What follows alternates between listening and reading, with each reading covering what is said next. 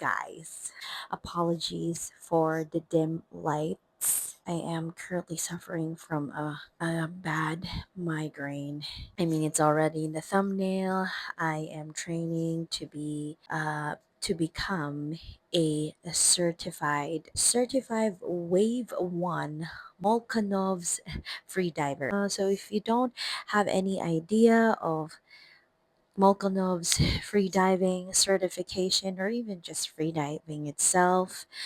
Again, I mean, you can just look it up in the internet. But anyway, free diving is just really diving without any gears, just really relying on using your one full breath. And what is Molchanov's free diving certification? I mean, it's just really a certification of your skill in free diving. Why I ended up with this goal. Maybe it's part of the ADHD, I don't know, but I just really like to swim first. That's the first thing. But then I fell in love with freediving when I first experienced it in Coron, Palawan, when we had this. But yeah, we did a free dive on a shipwreck. And that just amazed me. I think that was just like core memory, and I can't get enough, and I just wanted more, and that's why we're here. Certification has 4 waves, and we're doing the first wave, of course, and there are 3 days for that.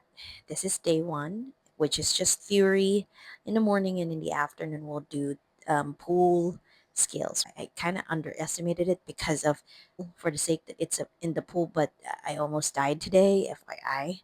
And then for the next few days, it's just going to be in open water, meaning in the ocean. So many things that we did, but maybe some of the highlights, because it was really difficult, was maybe first was the holding of breath. So for us to pass this first wave, we have to have at least like 1 minute and 30-second breath hold. For me, my normal days, I could just do like 20 seconds, max 30, 40, but 1 minute, I can't even do that.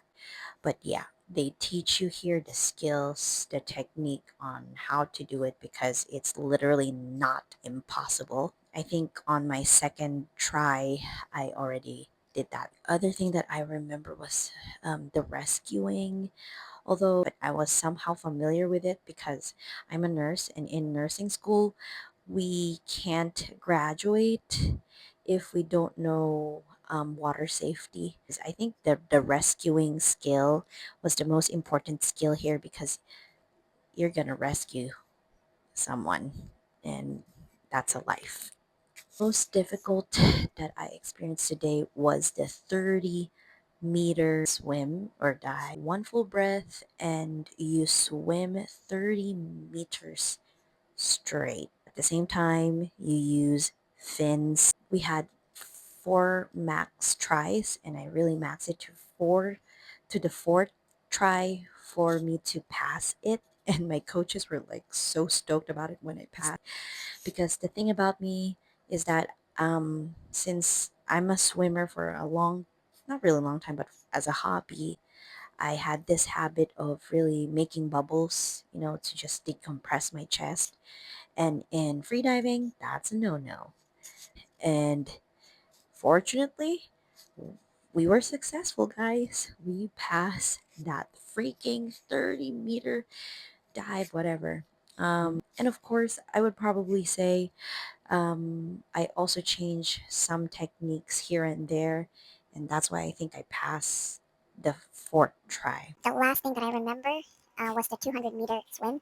So it's just basically no one full breath. You can really just swim freestyle, but nonstop for 200 meters straight. So our lap pool was like 25 meters long, and we had to do laps for like 8 times straight. But in freediving, it's really about exploring and discovering the techniques that really tailor fit you, and it's about really letting go of bad habits to conserve your oxygen, because that's always the principle here. The techniques are based on what kind of technique can preserve oxygen more, or can preserve oxygen the best way or more efficiently. Yeah, we're really feeling accomplished.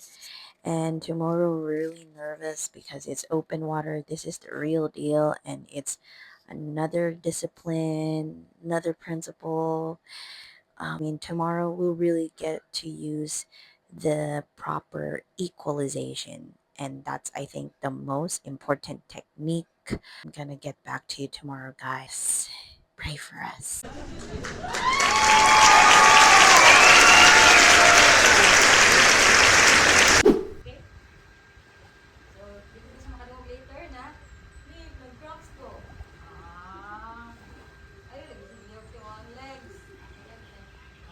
Three hours later. Mag-vlog guys kayo dito sa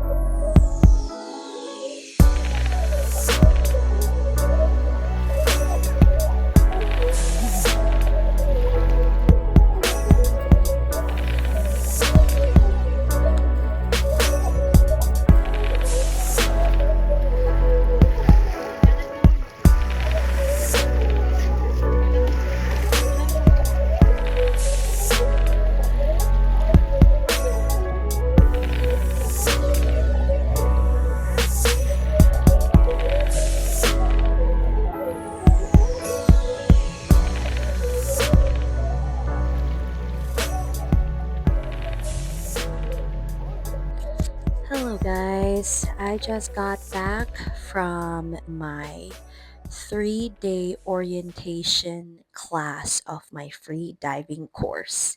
In the 3 days, it's basically just orientation days of what should we achieve in the whole course. Oh, by the way, I apologize for wearing a hat because I'm gonna show you why. Ta-da! Burn in my forehead. I hope you can see it on camera. It is so awkward, like I swear. And I tried covering it with makeup, but it just won't budge. So I have no choice. I have to wear a cap so it won't distract you in the video. So what we really trained was line training. We were training for our equalization. They taught us that one, and they really trained us to be comfortable in the open water with the depth. So I would say it was really a successful 2-day training. My CO2 tolerance was a little bit better. My depth got better. My comfort to the depth got better. Dive deeper and not struggle that much anymore. That was really amazing for me. Minimum depth really more than 10 feet. You do the math, think, oh, that's easy, that's a small number, but actually, it is not. So, for sure, during the first day, there were so many reactions from our body, from our mind. So, yeah, we really struggled first, and I think that's always part of the training. You get to learn how your body reacts and of course your brain. That this whole thing, the free diving thing, it's not a physical sport, it's a psychological sport. Training to tolerate CO2, it's psychological, guys.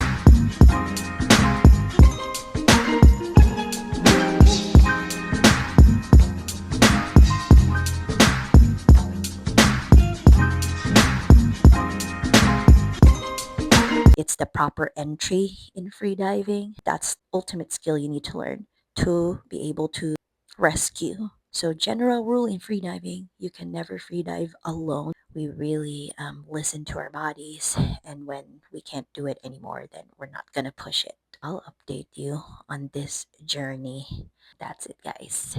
Bye.